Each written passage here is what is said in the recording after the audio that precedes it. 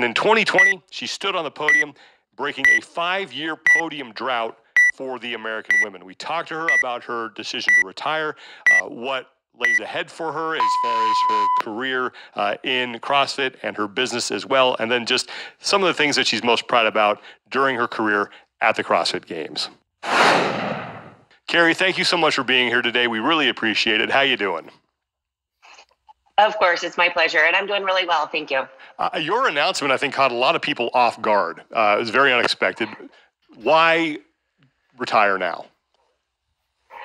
Why retire now? So I know, like you said, I know it caught a lot of people off guard, but it's been something that I've been thinking about since the games, honestly, like last year. I continued to go because Bethany and Danielle both moved out here, and they just made training so much fun and having like just that amazing environment. I was like, well, why not go again? But after reaching the podium, and last year was a very tough year, just, obviously with COVID, I moved across the country, and then I ended on the podium in like the perfect way that I could have ever imagined, like winning at Atlanta, crying in my coach's arms, and then getting on the podium. I was like, I've done everything that I needed to, and figured this year was going to be icing on the cake. Obviously it didn't end how I wanted, but at the end of the day, like, I know that I've done what I need to do in the sport. And honestly, like mentally, I'm not, where I've been before. I've been competing for 26 years, and it's definitely taken a toll. And I'm like, I'm good with what I've done. I'm ready to walk away and contribute to CrossFit in other ways and really focus on my business. Mm-hmm. And I'm kind of curious, obviously because there was some well-publicized adversity at the games, and that could kind of throw a wrench in the plans as far as like, having your proper swan song in Madison. What was the kind of final straw where that finally pushed you over the edge to like, I'm going to make this announcement. I think it's time. Because I can imagine that maybe there was a little bit of some waffling after the way things went in Madison. Yeah, there definitely was, especially right after, I found out that I couldn't compete. And that was definitely the first thing that went through my mind, because I was pretty set, like going into the competition, like, okay, this is going to be my last one. Like I want to finish strong. I want to go out, competing with Bethany and Danielle and being super fit. But then, I definitely like thought a lot about it, but I got an invitation to compete at Rogue, and I was like, yes, like I need to do this, like just for this year to like put an ending like on the year, and then kind of evaluate, if I want to go another year or not. But the more I train, like the farther I got into training, I just realized like, I can't do this to myself another year, especially because the athlete that I am, like, I'm not going to be happy going to the games and getting 10th place. Like I'm going to the games to get on that podium again. I'm not going for 10th place, which I think, I could do. And it would be amazing to go back to the games and, just compete, because it's not like anything else. But also I'm an all-in kind of person. And I, like I said, don't even want to put myself in that situation.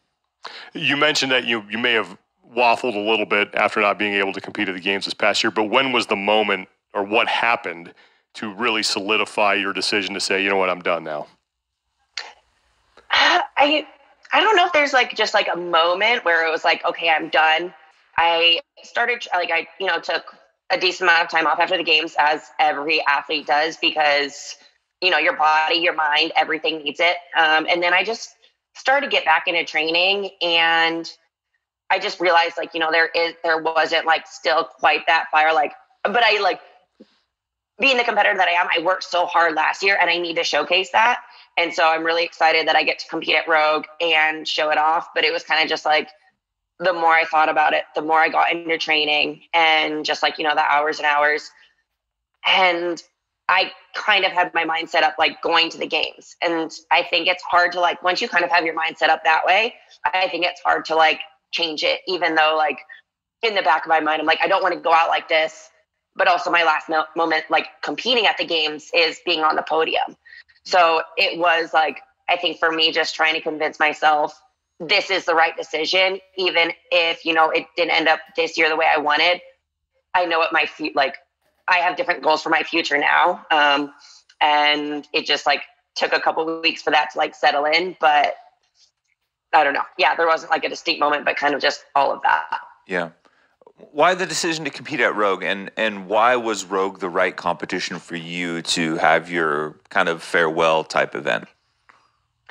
I think there's a couple reasons Rogue is a good farewell event. First of all, it was the first competition after the games. So like I said, I mean, I took a decent amount of time off, but then getting back into it and getting into the groove of training, like I feel good. I feel fit. Like Justin was like, I was like, okay, so what do you think about competing at Rogue? And he's like, I think we can get you pretty close to like where you back to where you were, like, you know, competing at the games, because, you know, we have a couple months. So he's like, I think that would be a good competition.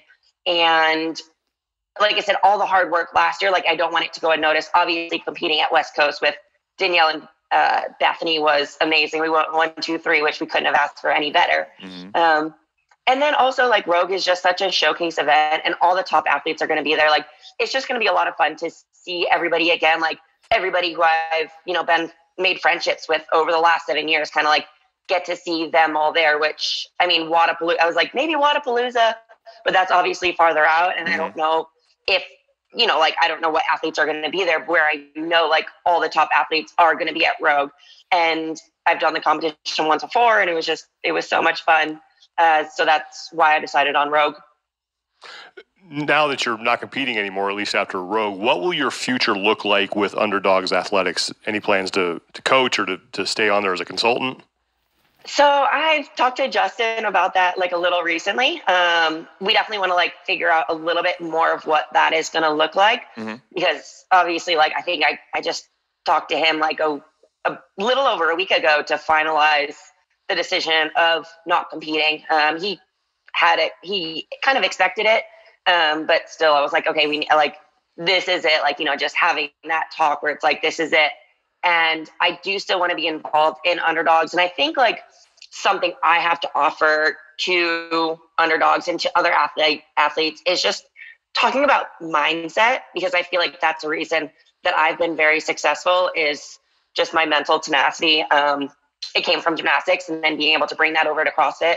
I feel like it's a reason that I've been successful, because like Justin will be one of the first to say like I'm not anywhere close to like the most gifted athlete he's ever had, but I'm a very hard worker and I have grit. And I just see like things other athletes can improve upon. Like, you know, they say things in training and what they want to do, like, doesn't always match their actions to their words. And I want to be that person that's like, okay, like if you want to be the best you can be, like it's going to take X, Y, and Z, because I've been there. I know what it takes. So I want to work with Justin in that capacity. We haven't talked, you know, exactly how that's going to look, but I think after Rogue, like a month or so after, then we'll sit down and have that conversation. You know, we've talked about Justin a little bit. We had him on the show not long ago. Can you speak a little bit to his role in your career as an athlete, and the support system that he's been able to provide? And also, why is it important for you to be able to continue that relationship, you know, whether it's working with Underdogs or in any other shape or form? So I started working with Justin in 2018 after the games, because I told him I wanted to be on the podium. And we sat down, we talked for like 3 or 4 hours just about me as an athlete. Like, he had followed my journey. Like, I met him right when I started CrossFit. I had another coach at the time, but I wanted to get on the podium. And I'm like, if I'm going to do it, like, this is the guy. And luckily, like, we were both in New York, so I was able to train directly with him, directly under him. And over the past couple of years, he's become like family. Him and his family are my family. I moved across the country with them to continue working with him. He's been able to grow Underdogs Athletics, which is so cool to see, because he deserves it. And he was like waiting